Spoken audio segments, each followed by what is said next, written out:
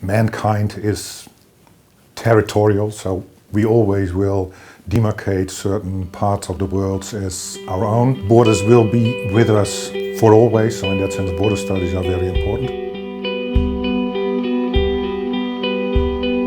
Mon nom est Elisabeth Vallet, je suis chercheur à la chaire Raoul-Dandrurand à l'Université du Québec à Montréal. Ik ben Martin van der Velde, ik werk aan de Radboud Universiteit in Nijmegen op de grens van Nederland en Duitsland. I'm Martin Klatt, I'm an associate professor at the University of Southern Denmark at the Center of Border Region Studies in Sønderborg on the Danish-German border.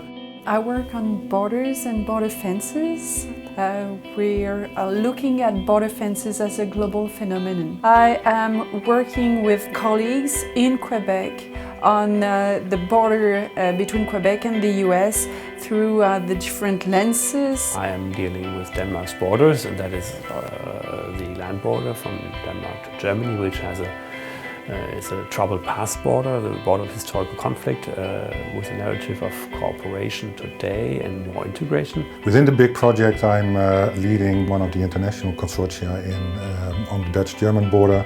Part of the consortium is also the Euregio, this cross-border organization and a consultancy firm.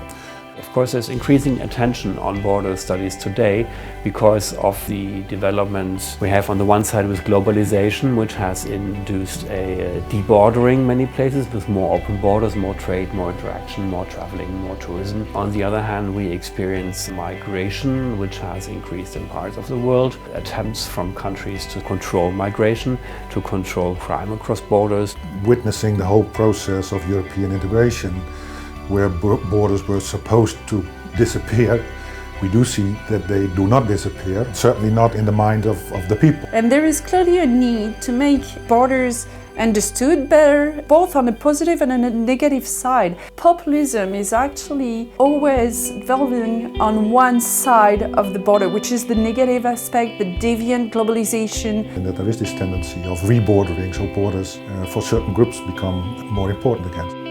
A symposium like the one we're attending today is very important because it allows us to work together, speak together, and find a common ground. We're coming from different backgrounds as academics. There is a need to find a common vocabulary in border studies. The academic world sometimes has a little bit of tendency to stay too abstract, too analytical, and that sometimes we tend to forget that once we know what the problem is, we also have to work towards a solution. And on the other hand, the non-academic world, most of the work is only done on trying to find solutions and not thinking about the root causes. It's not just relevant for us as a researcher or for some very selected policymakers, but borders affect everybody, so we hope very much that we can attract interested people in knowing about our research.